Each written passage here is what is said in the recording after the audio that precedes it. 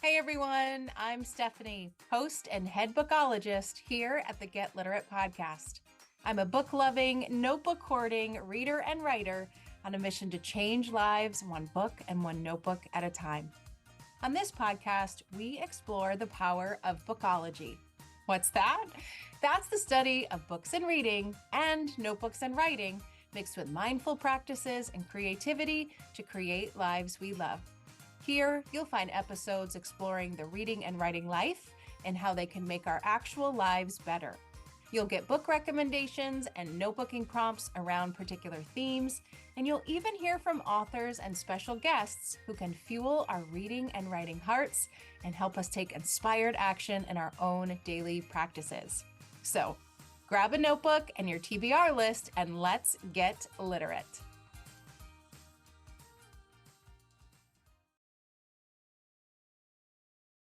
Hey everyone, welcome back to another episode of the Get Literate podcast. I'm Stephanie, and I am interrupting my own scheduled podcast calendar to bring something to you today. Some unexpected bibliotherapy that I couldn't wait to share with you. Today, we're talking about the idea of unexpected bibliotherapy, or what I like to say, incidental bibliotherapy. And in doing so, I get to answer a question that I've been getting a lot, more and more recently, that I wanted to address on the podcast, and this seemed to be the perfect opportunity. So first, for those of you that are new here, let me quickly explain how I define bibliotherapy, or how I like to define what I call restorative reading. Now, why do I make that distinction? Well, I'm not a therapist. And so when I talk about bibliotherapy, I am talking about the personal experience between you and a book. Others might be talking about the personal experience between you and a book and a therapist. Either way, the idea is the same. Books can heal. Books can spark growth. Books can spark reflection, and they can help you grow through what you go through. The difference is that typical bibliotherapy is usually aligned with a therapist. My bibliotherapy is self-made, and therefore I call it restorative reading. Regardless of the term, though, typically, and this is true for myself, bibliotherapy or restorative reading starts with reflection. Who do I want to be in this season of life? How do I want to feel? And what do I want to do? Thinking about those questions helps lead us to the books that can help us grow into those things. You create what I love to call a book apothecary, a little stack of books that is perfect for you to help you grow through this season and come out on the other side even better. When we read those books from our apothecary, we are reading with an open mind and an open heart, and we are waiting and collecting the nudges that we get as we read so that we can take some inspired action in our own lives, and the book can make life better. So that is how I define bibliotherapy and restorative reading, and the process that I usually take when I am reading restoratively. And I'm putting that in air quotes because I want to stress that not every book you read will be one that you are reading for bibliotherapy or restorative reading purposes, right? You want to read the bestseller just because it's the most recent bestseller. You want to read that horror movie because that's the genre you like, not because you're trying to grow that in your own life.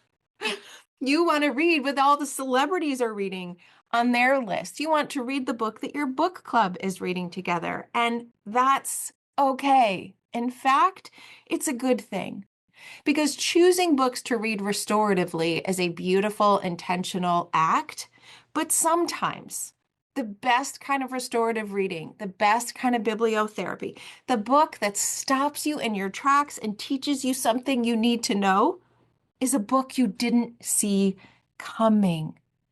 Every book has the potential to be seen as a very important tool for bibliotherapy. right? Every single book, whether you planned it or not, whether you thought it or not.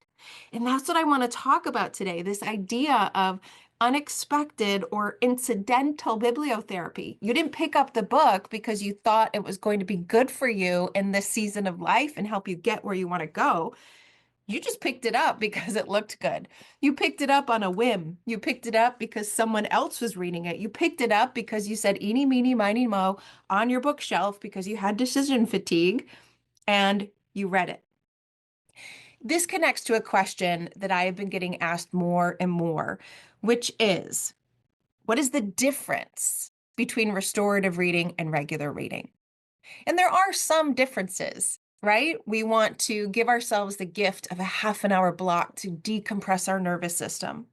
We want to layer on some other wonderful wellness modality like putting on that diffuser or putting on some beautiful background music or even doing 5 minutes of micro yoga to settle our systems before we start to read. And we read with this idea that this book could be the game changer we need to grow our circles, to make our life bigger, right? As Gretchen Rubin says, to choose the bigger life.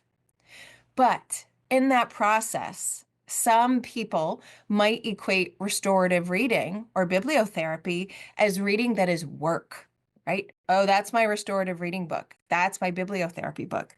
No, no, no, no. I am here to tell you that any book has the potential to be a game changer, to be a life changer.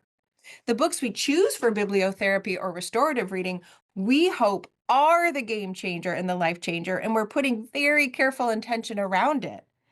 But that doesn't mean that any other book could also serve that same purpose. And that's why I'm here today, because I read a book that I would not have read on my own. It would not have been in my apothecary. It wouldn't even have been on my regular TBR list, but I read it and it's a game changer in so many ways. And I want to talk to you about it. So I don't do this much on the podcast. This podcast is usually reserved for episodes around what bibliotherapy and restorative reading is, why it is so important, and how you do it. It's also reserved for the same thing about our writing lives. But I did do it once before. Way back in episode 51, I talked about my own bibliotherapy response to The Keeper of Lost Things by Ruth Hogan. And that was one of the top 10 episodes of all time. So I'm hoping that you will enjoy this one just as much as you did that one. And if you did and you haven't listened to that back episode, go back to episode 51. If you want more actual book recommendations, book discussions, then that's where I invite you to head to my Get Literate paid Substack community. It's only $5 a month, but we explore books, bibliotherapy, restorative reading and writing around a one-word theme every month. And so if you like this kind of thing, you will get more of it there. But what book are we talking about today? If you happen to follow me on social media, I posted about this book recently and was just head over heels for it. So maybe you know the book title that's coming. It's The Frozen River by Ariel Lawton. The Frozen River. Remember those 3 words, readers, because you are going to want to read this book. Now, how did I get it? I got it in a very beautiful way, which really brings me to one of the first rules of bibliotherapy if we were to create a rule book, which in my mental head I am. I found this book through a book relay. Now, what is a book relay? Well, a book relay is exactly what it sounds like. It is a group of people who have pledged to read books together and pass them along in a beautiful relay fashion until everyone has read all of the books all of the members in the relay have shared. So in my Get Literate community, we started this book relay back in the fall. There are 8 of us, and every 5 or 6 weeks or so, we read a book that one of us has recommended, and then we pay it forward. So we all picked the first book that we either wanted to read or we just loved desperately and thought everybody else should read it. About 6 weeks later, we passed it to the next person in the relay. Think of it literally as passing the baton on the track field. We gave ourselves 6 weeks to read that book, and then we passed it forward. And we do this 8 times until our relay is complete, and then we get together and we just talk about the books. But the other part of the book relay that is the most beautiful thing, and I think what happened in this book, The Frozen River, is the most beautiful book I've gotten in the relay yet because of it. We are all encouraged to leave tracks of our thinking in the book. So we are not just passing along the book, we are passing along pieces of ourselves as readers. We are underlining things that are important to us. We're highlighting beautiful passages that we couldn't get enough of. We are writing in the margins. We are adding sticky notes and book darts. We are doing all sorts of things to make sure our thinking is in the book so that it can influence the next reader. They can think not only about their own response, but all of us as well, which puts us in this beautiful community of readers. But this book, this book is really special because I haven't seen in the relay yet what happened in the front matter of this particular book. And what was that? Well, the person who recommended and started The Frozen River is Carissa Stain. Now, Carissa has been on this podcast before because I adore her. I adore her as a reader. I adore her as a writer, especially. And I just adore her as an open, honest soul in the world who just wants to do everything. Who wants to feel everything and experience everything and live everything to the fullest. And she was on the podcast in episode 123 talking about her reenchantment letters, which was the most beautiful gift I think I have ever gotten in the mail. And so I knew that whatever book she chose was going to be a powerful one. And I was right. And here's the thing about bibliotherapy. Books find you for a reason. I truly believe that in the bottom of my heart. I don't care what book it is, it's in front of you for a reason. There are a bazillion books in the world that you could have in your hands right now, but you don't. You have the ones that you have. And I love to think that there is some cosmic energy that brings those books to us, and we just have to be open for that reason. I think it shows too that who you surround yourself with in your bookish community matters. If I didn't put myself out there and start this book relay, I wouldn't have seen this book or any of the other beautiful books that were part of it. If you limit yourself and you limit your conversations and you limit your book browsing, then you're limiting yourself. You're limiting your own mind. You're limiting your own life. And so putting yourself out there and getting books in front of you that you may not have chosen on your own is so important to this bibliotherapy process because bibliotherapy and restorative reading broadens your mind. It broadens your heart, and therefore it broadens your life. Now, this book in the opening pages, oh my gosh, everyone, I'm just turning the pages right now to look at it. And when you open up those opening pages, those pages that usually have hardly any text at all, on this book, you see messages. You see love letters to this book and the people that are reading it. Carissa starts off with the most beautiful letter explaining how and why she chose this book for us. And then every person who has read the book after her has left a letter, has left a note, some in their own handwriting, some likely with their favorite color pen, some with printed comments and washi tape, and some with a lot of comments just strewn about the book. It is the most beautiful community building experience to read the thoughts of someone else who has read your book. And I often think about that when I get library books. We're not allowed to leave tracks of our thinking on the pages, but you can't help but leave that energy in the book. And there's just something so beautiful of knowing that we are all connected because we have read that book. It goes back to that one word theme we chose so long ago of Sonder, of knowing that we are all connected in so many ways. So this is my soapbox, and I'll get off of it now, but the big PSA, public service announcement, is to surround yourself with bookish people that read differently than you, that read more widely than you, or that just read outside of your very small geographic circle, because you never know what you're going to get and how your life might change as a result.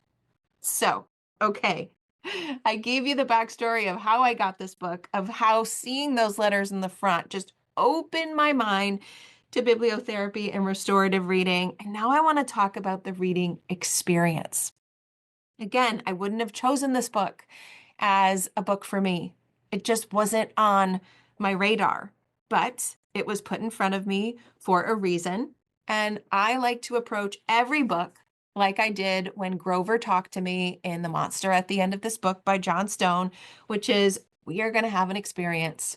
We are going to have an interaction. I don't know what it's going to be, but it's going to be something, right? You don't necessarily need to say, this is my bibliotherapy book. This is my restorative reading book. No, you don't have to work at that. You don't have to have a special process or protocol. You just need a stance. You just need an openness that this book arrived in front of me for a reason. So, hey, let's figure out what it is. Now, in this book in particular, I found that I was paying attention to, or thinking about, or doing three things. And there are all sorts of things that might come about if you take an open stance towards a book. But I think these three are particularly universal for all of us, no matter what we are reading. And that's why I'm talking about them in this episode. So for me, because I adore words, and I know all of you do too, I am constantly, unconsciously on the lookout for beautiful language, for sentences that jumped out at me, for words that I want to gather and save for later, for things that make me stop and think and pay attention and reread. And I've got to say, there are so many of them in this book. There are too many to go through all of them. And we all had a lot of sticky notes, a lot of underlines, a lot of highlights, and a lot of me too, me too, me too in the comments, because those quotes were just resonating so much. Now, I want to read one because a couple of us agreed that this entire paragraph was worthy of noting. And I don't usually have quotes that take entire paragraphs, but this one does. Okay, here we go. I cannot say why it is so important that I make this daily record. Perhaps because I have been doing it so for years on end. Or maybe, if I am being honest, it is because these markings of ink and paper will one day be the only proof that I existed in this world, that I lived and breathed, that I loved a man and the many children he gave me. It is not that I want to be remembered, per se. I have done nothing remarkable, not by the standards of history, at least. But I am here, and these words are the mark that I will leave behind. So yes, it matters that I continue this ritual. Oh my goodness. So Martha in this book, I haven't given you the overview of the book because I want you to experience it for yourself. But Martha in this book keeps a commonplace journal. She is a midwife way, way back. I can't even remember the actual dates. I want to say like 1800s, something like that. And she is a midwife. And so she keeps a record, a journal, a ledger, a commonplace book of what her days are like. Could be just one quick entry, what the weather was like that day, and that she stayed at home. Or in another day, it could be what the weather was like and which baby she delivered and how it went and what she noticed. And this commonplace book and these noticings are integral to the story. So it is such a beautiful, prominent piece in it. That paragraph just resonated with me. Someone who loves to write and who loves to journal and who just wants to leave a mark on the page, right? It's really for a bigger reason to show that we're here and we matter and we mean something and our words matter. Now, there are so many other quotes that I could share, but that one That one really resonated with me, and I think it will probably resonate with many of you since notebooking and writing episodes are some of our most downloaded here on the episode. So that's one way to read with an open mind and an open heart for some incidental bibliotherapy is just pay attention to the words. Pay attention to the words that are making you stop, making you think, making you feel. And that brings me to the second thing that I did a lot of in this book that I think many of us do a lot of in the books we read in general, and that's to pay attention to our feelings. Pay attention to our feelings and our heart, and also the sensations in our body.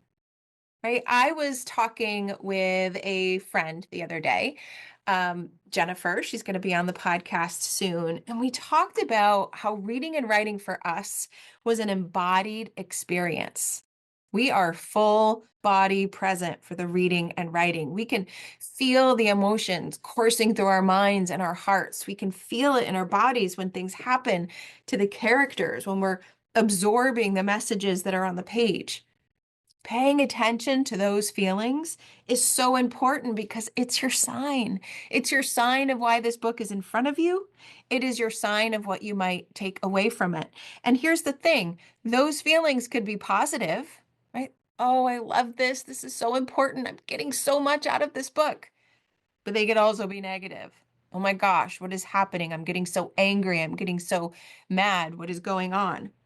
Both of those have a place. Right? The positive emotions have a message for us, and the negative emotions have a message for us. Why am I getting happy right now? Why am I getting sad? Why am I getting triggered? Why am I getting angry? I had that on almost every page of this book. It was a roller coaster of emotions from the good, bad, ugly, the beautiful, and everything in between. And one of the themes that I found in this book is motherhood.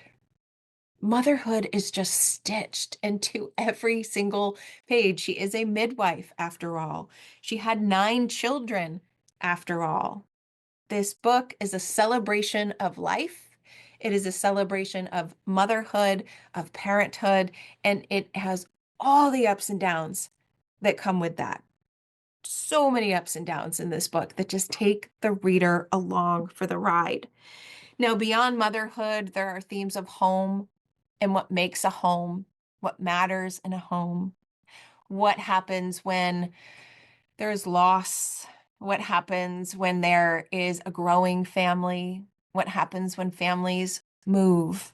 And I didn't even mention that, by the way, there's a murder that kicks everything off alongside of these themes. So there is something for every reader in this book. And those motherhood themes, they hit hard in this book, and they hit me hard in this book. And it is likely because I'm getting ready for my youngest 2 to step out into college. And so I'm feeling all the feels. This book brought all of the feels. And so just pay attention to it, right? A lot of us noted in the pages of this book what we were feeling, or that we also felt what Martha was feeling, or just that we had feelings, even if we didn't say why, that quick little notation that, hey, I'm not alone in feeling this. And then as a second or third or fourth or fifth reader, you feel it too. And you see all of these me toos. I feel this. Oh my gosh, this is going straight to my heart. You just feel less alone in those feelings that you have. And it makes all of those feelings, good or bad, easier to deal with, at least in my opinion.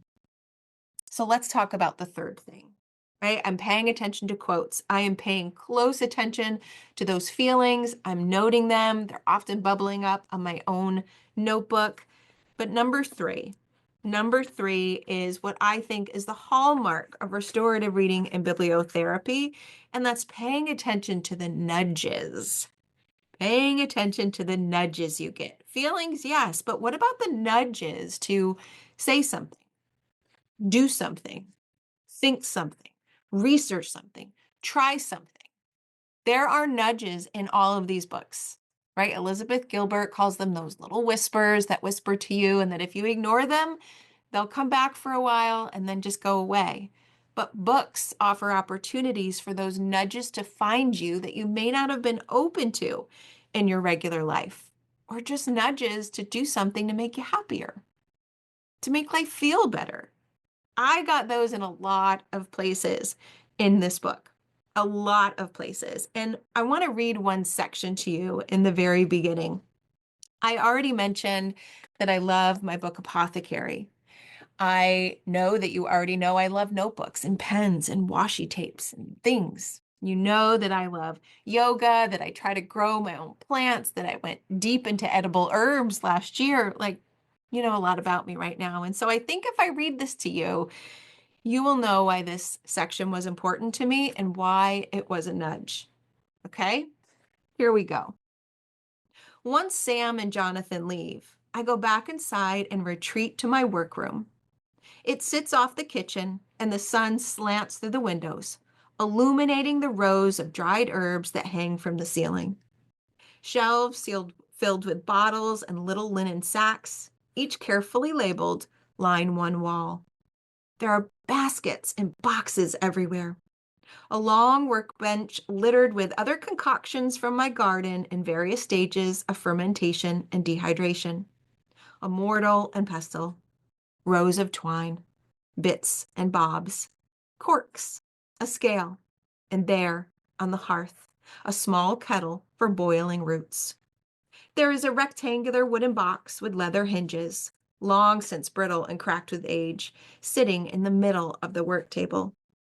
Sharp, slender knives and smooth, round stones. This is my apothecary, my sanctuary, and it smells of lavender and wood smoke, basil and vetiver, mint, catnip, lemongrass. Situated just so on the side of the house, it catches light from sunrise to sunset. Oh my gosh, can you just picture yourself in Martha's workroom? A beautiful, sacred space where her passions come together, right? Her work as a midwife, her work with herbs and helping people feel better, a space to grow it, to dive into it, to reflect on it. Oh, I just love it. I have a thing for offices. I have a thing for supplies.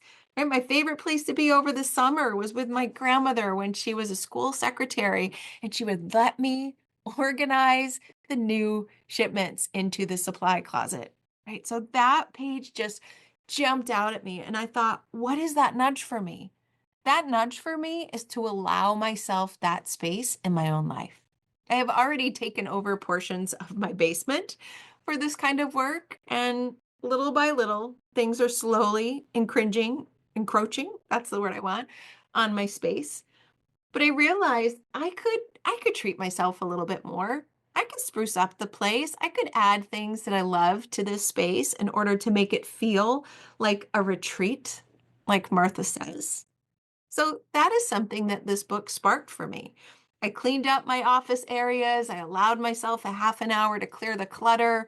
I brought in a little succulent to get a little green because I know I can't kill that very easily in the basement. And it was just a nudge to clean up my surroundings a bit so that I felt better. It was also a nudge to learn more about herbs. I love aromatherapy, as you know. I love learning about herbs and what they're good for and how they can help. I end each day with a cup of herbal tea that is different every night based on how I'm feeling. And I go deep into those rabbit holes. That's one of the things I love. I think that's one of the reasons you listen to the podcast.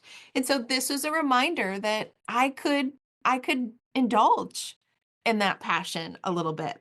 And when I did, it's so funny. I went to my email and I got an email for a free 30-day aromatherapy and herb course from one of the people that I love. So synchronicity, book is there, opportunity is there.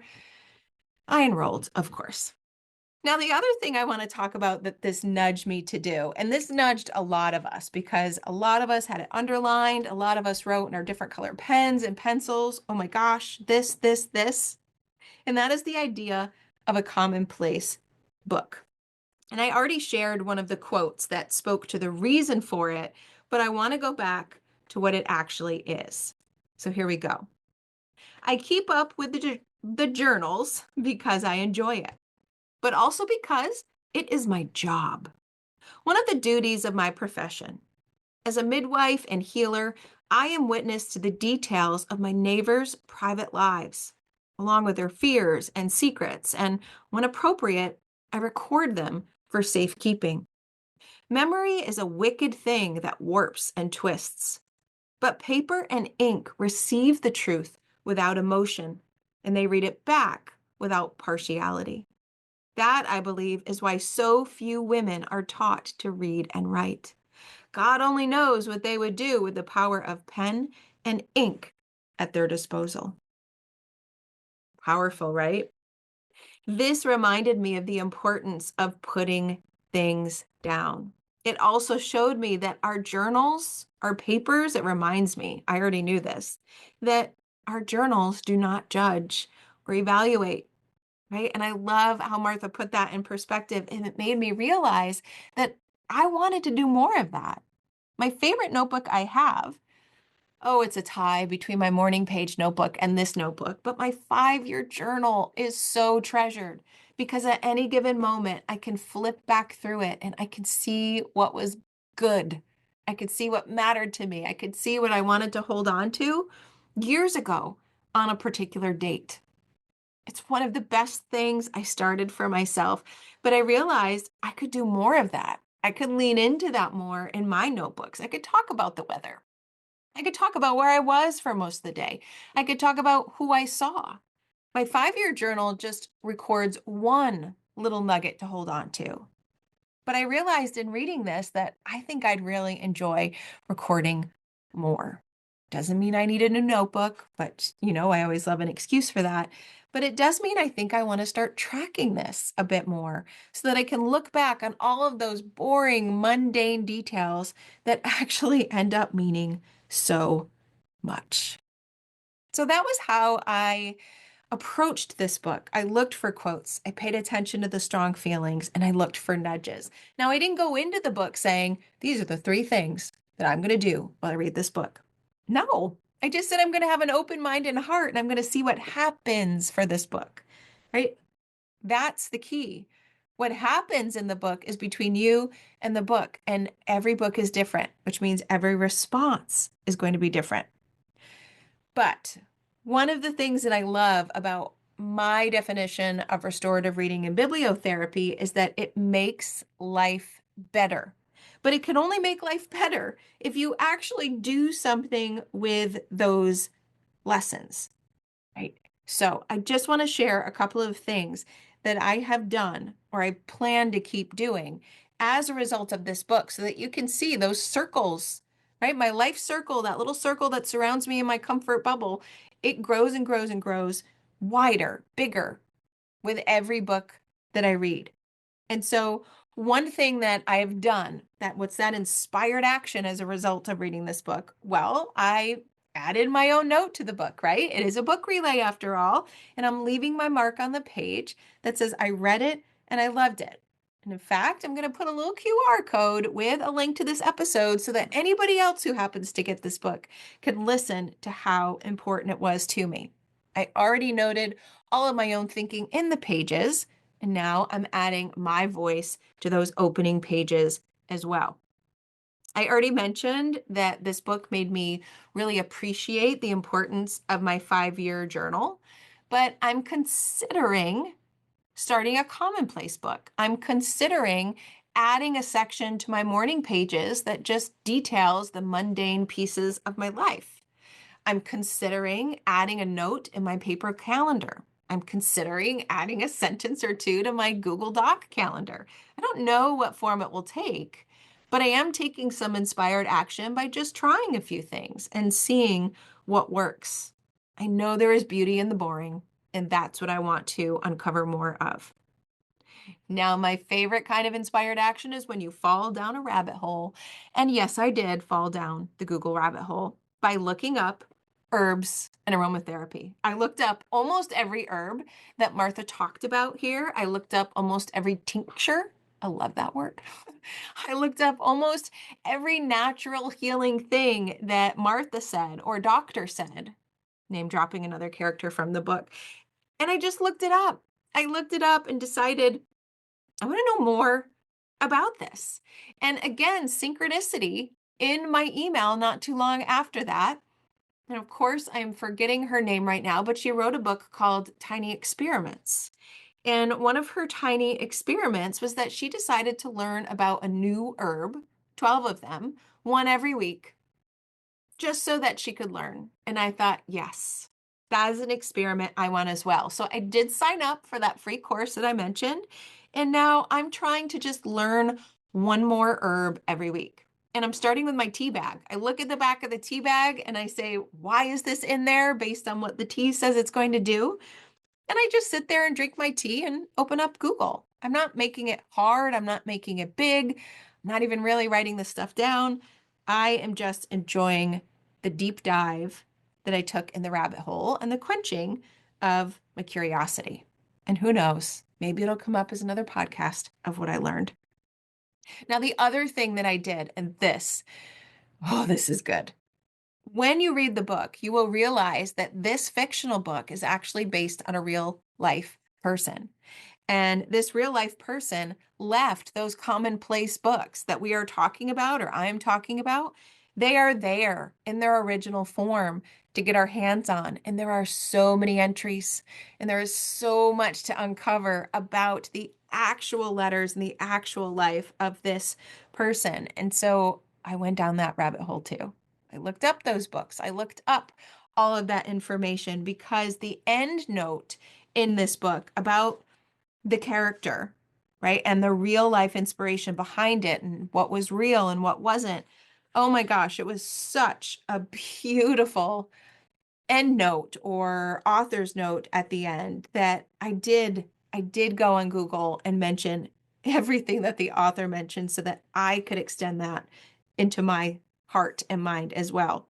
But it also reminded me that I have some of this beautiful documentation of my own family. I have my grandmother's recipes, and tucked in the recipe books are unexpected poems that she has written. I have it all. And that just made me go and get it back out and sat there for a couple of minutes, just washing myself in her words and in her poems and in her love. Oh, it was beautiful. And it also reminds me that I still want and need to do something with that so that other people can enjoy it as well. Other people in my family can enjoy it as well. So that's something that I started to think about again, all from a book that I had no intention of reading. Oh, I love it. Now, I do want to mention one more thing. I have talked on the podcast before about the power of fictional characters to become real life mentors.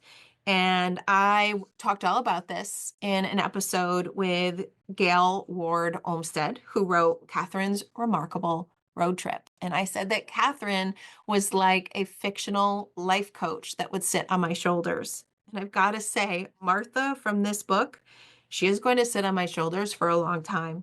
I'm going to call on her and the spirit of her when I need her. And so you might be thinking, is this a book for me? I hope so. I hope so. I think this is a book for everyone, but who needs it? Who needs it? Anyone who wants to think about and sit through the ups and downs and emotions of motherhood and parenthood. Anyone who's interested in midwifery, who is interested in families and generations over time. Anyone who is interested in natural medicine, in herbs, in aromatherapy. Anyone who is interested in a murder mystery. Anyone who's trying to build their own voice and have the courage to say what they want to say. This book is for you. Anyone who wants to have a sisterhood, a community, whether that's around books or anything else. This book is for you.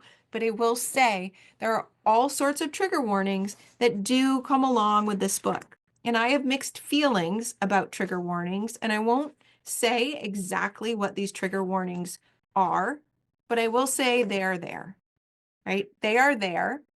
And so if you know as a reader that you don't like reading particular things because life is hard, something something still is hard or you just don't like it, I recommend you hop onto Goodreads, you hop onto Amazon, and you take a look and you decide if this book is for you. For me personally, I go into all of the books, trigger warnings or not, because I feel like the things that I may identify as triggers for me are the things that I need to read to work through them. But that is not the case for everyone. And so I just want to make sure you know that there is a lot in this book. That's why it's so powerful. And so figure out if that matters to you and then do your research so that you can go into that with your eyes wide open so that you can have that open mind and the open heart. Books find us for a reason. I truly believe you are listening to this particular podcast episode because you might need this book, especially if this is the very first episode that you are listening to me. I think that's a sign that you need this book and you need this practice, right?